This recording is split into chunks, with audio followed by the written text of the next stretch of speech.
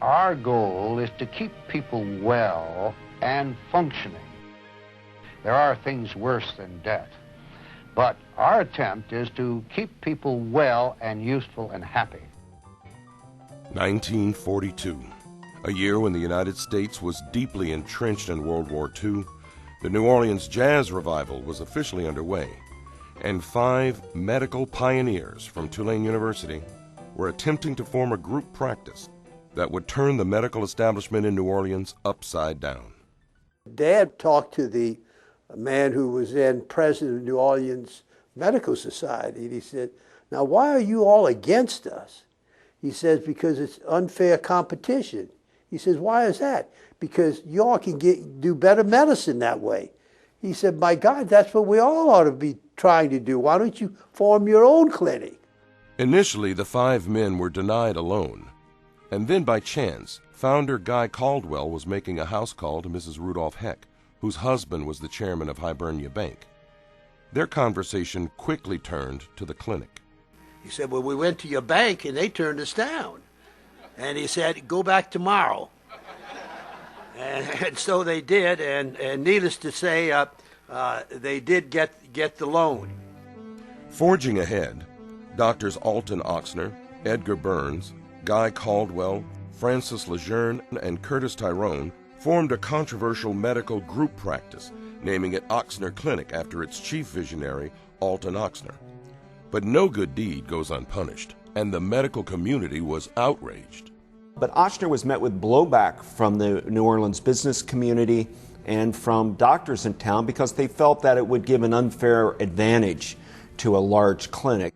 All 5 men on Holy Thursday night received 30 pieces of silver, 30 dimes, in a leather pouch. Attached to it was an anonymous note that said, "From the physicians, surgeons, and dentists of New Orleans to help build your clinic."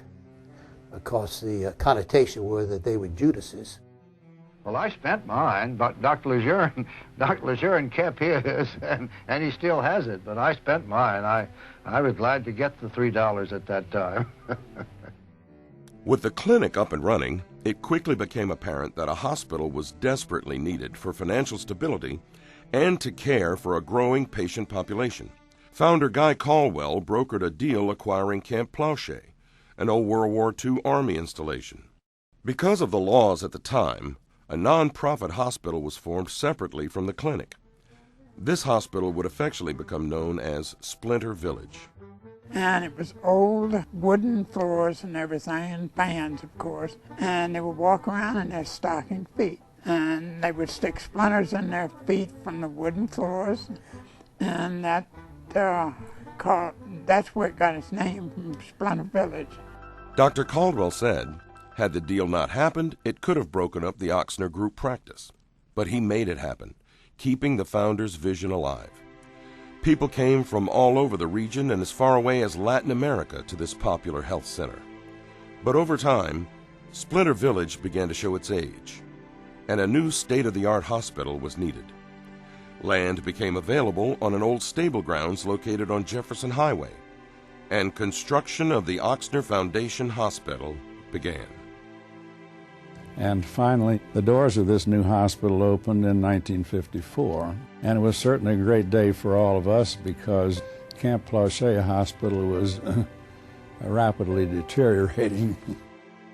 I remember when they first opened the hospital here, and they had, operating rooms. See, they could never hardly get in operating rooms when they went to other hospitals. Each one of those 5 men had an operating room that they knew was theirs. It was here that Alton Ochsner continued to transform the hospital experience. But I've always maintained that the family is ill too, and they require just as much consideration as does the patient. People don't realize that the first family lounge in the world was started here. And we started the first recovery room, intensive care, in the country. But with the clinic located uptown and the hospital in Jefferson Parish, there was one big gap that needed to come together. For years, the hospital was in one place and the clinic was in another place. And of course, that was against the concept to begin with.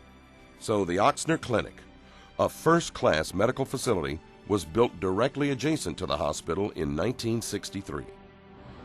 Ochsner in the early 1960s was the culmination of the dream of the founders. We had a new hospital, we had a new clinic building, we had a hotel for out-of-town patients, and the efficiencies were great. The number of people that we can take care of through the medium of those whom we treat is limited.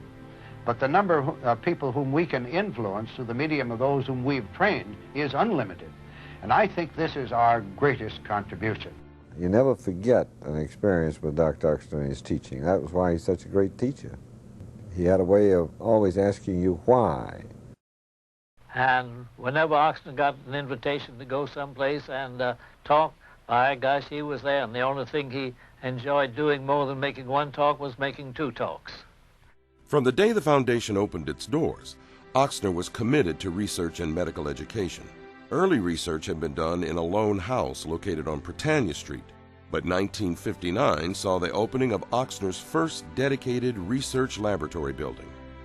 Through the 60s, medical research thrived in the areas of both cardiovascular research and cancer diagnosis, paving the way for future medical breakthroughs. Over the ensuing decades, Ochsner's legacy of research was continued by Dr. Young-Sung Choi's groundbreaking cellular immunology cancer studies and Dr. Edward Froehlich's landmark discoveries in the management of hypertensive diseases. I think that the initial studies in animals and then later the initial studies in man were done in this institution. It is research that has paved the way for medical innovations, keeping Ochsner at the forefront of patient care. This is why it's just crucial for Ochsner to keep the link, the connection between what goes on in the clinic, what goes on in the hospital, and what goes on in the laboratory. From the laboratory to the classroom, medical education was a fundamental aspect of the founder's vision. Throughout the history of Ochsner, there have been vibrant undergraduate, graduate, and residency programs.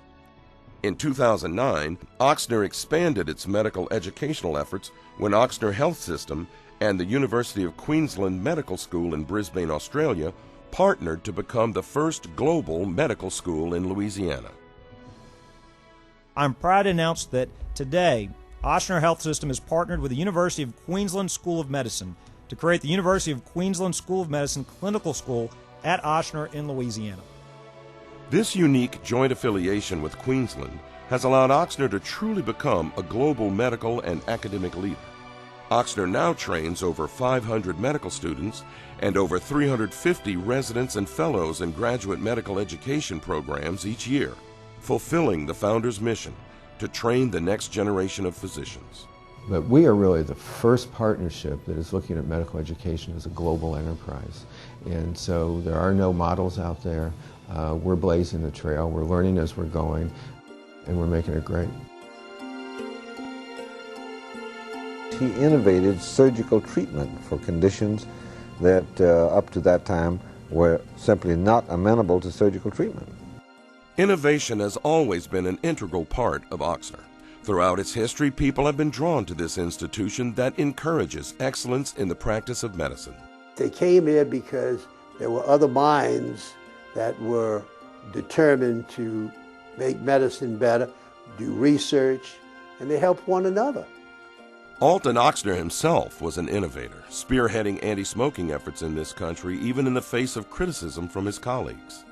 He's the leader in connecting cigarette smoking to lung cancer. That was considered bizarre R&D kind of thought when he was promoting that, but he proved to be exactly right about it. So you're dealing with somebody who's not just a doctor, you're dealing with one of the pioneers of the medical profession in the 20th century. From Alton Ochsner through today, cutting-edge medical advancements have always been a cornerstone of Ochsner. We have pioneered in almost every aspect of surgery and medicine in the state and in the South. Practically every cardiovascular procedure that's ever been done first, we did it. After years of revolutionary work, Ochsner performed its 500th heart transplant in 2000. This allowed Ochsner to join an elite group of medical institutions to have achieved this medical milestone. And where we've arrived is to place ourselves with that small group of institutions who have sustained a very long-term commitment to this program, a multi-organ transplant program, a program that treats all patients, no matter how sick they are, no matter where they're from. That's what the Ochsner Clinic and the Ochsner Foundation are about. But the caring part, the compassion component, being the advocate for patients will always be what we're about. For 70 years, Ochsner nurses have been on the front line caring for patients and their families. And from day one, Ochsner nurses have always been the most highly trained and advanced professionals in the healthcare industry. In those days, the patients were operated on for such large procedures, much larger than anyone else was doing at that time. And we as students had never seen anything like this.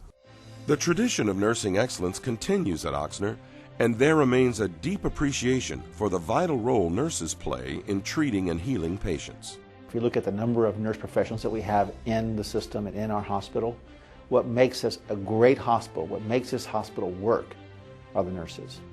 Nursing at Ochsner was highlighted in 2003 when Ochsner received magnet status by the American Nurses Credentialing Center, placing nursing at Ochsner among an elite group of institutions where nurses are recognized as experts in the delivery of patient care. At Ochsner, nursing has really prided itself in having our nurses be the best of the best. Whatever you think you need, think fourfold, because it won't take long before you're going to outgrow whatever size building you have. At every turn in the history of Ochsner, there has been constant growth. From Splinter Village to the main hospital, to additional floors and towers, Ochsner has never known a period without growth. One of the largest periods of expansion began in the 1980s, when in an effort to bring care closer to where the patients lived, the medical practice was remodeled with the formation of primary care services and the development of satellite clinics. We couldn't stand still. We were either going to have to grow or shrink. We embraced growth. And from the 80s through 2000, Ochsner continued to develop state-of-the-art facilities and also expanded into wellness and preventative care. All the years of innovation, research, and expansion now positioned Ochsner as the preeminent healthcare system of the South. You started getting people feeling in New Orleans, while other healthcare providers came and went, that Ochsner was sort of a rock of Gibraltar in Louisiana, that it was a place that you knew that if you got to Ochsner, you would be able to get a proper diagnosis and hopefully get fixed. If we merge, it's not the clinic is going into the hospital or the hospital is being taken over by the clinic. Together we have a fresh opportunity to revisit the birth of the organization. From the start, Alton Ochsner had imagined a foundation that would be part of the clinic. At the time, the laws of the state didn't allow for physicians to work in a nonprofit situation. But over the years, the laws had changed, and Ochsner's modern era began in 2001 with a third attempt to consolidate the clinic and the hospital into a single organization. The palpable threat to the organization that, hey, the times are changing and we're going to have to do something, otherwise we're liable not to be here. On August 31st, 2001, after years of tireless work and negotiation between all parties, the unification of the Ochsner Clinic and Alton Ochsner Medical Foundation finally proved successful. From that point on, we were a unit. There was one board, one set of executives. It just made the whole thing so much easier to run and administer, and it became a much, much more efficient organization. We could fulfill our destiny. We could become one organization. We could, as we said, go back to the future and fulfill the original plans of the founders. Now acting as one, Ochsner combined its talent and resources, laying the foundation to become the regional leader in healthcare. I think everything you see happening today could never have happened if we hadn't done the unification back in 2001. In 2005, Ochsner saw its finest hour and its biggest challenge as an organization. On August 29th, Hurricane Katrina devastated the New Orleans region. But Ochsner was able to continue providing care to the community by remaining open throughout the storm and its aftermath. I just want to let you guys know you are doing an unbelievably great job here. The single best, most professional job in the city is what you guys are doing here. You're being so great to patients and you're absorbing people, and just keep it going because it's incredible work you guys are doing, honestly. There are moments in time that you have an opportunity to distinguish who you are and who you're not, and I think there are a whole lot of people that have decided this is their moment. I bet you that the founders will be proud of what we did. I mean, historically, we are the best. You always can tell about an institution when the deal goes down, when the crisis arrives. And you watch Ochsner perform in this, I would say, nearly flawless fashion during the largest catastrophes in U.S. history. In the days and months after Katrina, Ochsner continued to support the community and its employees even in the face of devastating financial adversity. We were generating substantial losses on a daily basis. Yet we all put our heads together and figured out that's what we had to do. That's what the city needed. As New Orleans struggled to recover after Katrina, Ochsner saw the opportunity to rebuild health care in New Orleans and the entire region. Ochsner is purchasing 3 community hospitals from Tenet Healthcare Corporation. Ochsner's decision to invest in these organizations is based on a desire to support health care in our city. And this was a dice roll. This is a gamble to have acquired those. But they didn't do it as a business model per se. They just did it because it was going to help the community. In the years following Katrina, Ochsner continued its legacy of growth and has improved health care in the community. At every turn throughout its history, Ochsner has faced adversity and come out stronger. That is a sign of a great organization. People that can go through, deal with adversity, come out the other side, and just keep getting better. So I've become deeply loyal to the history of Ochsner and what they've been able to do during Katrina, and then stay there in the community and become really the progenitor of the New Orleans. What the founders were always looking to do was to do the best thing for the patient, do a great thing for the community, and it wasn't about them. It was about something bigger.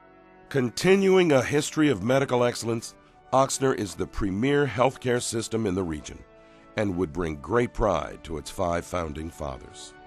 They would have thought that it was all worthwhile. Lord, we've come a long ways. What Ochsner has really afforded to me is to be associated with excellence. People are the whole foundation of our company. We take care of people, we teach people, we lead in the community, and people are the very, very foundation of that. Hello, Top 100.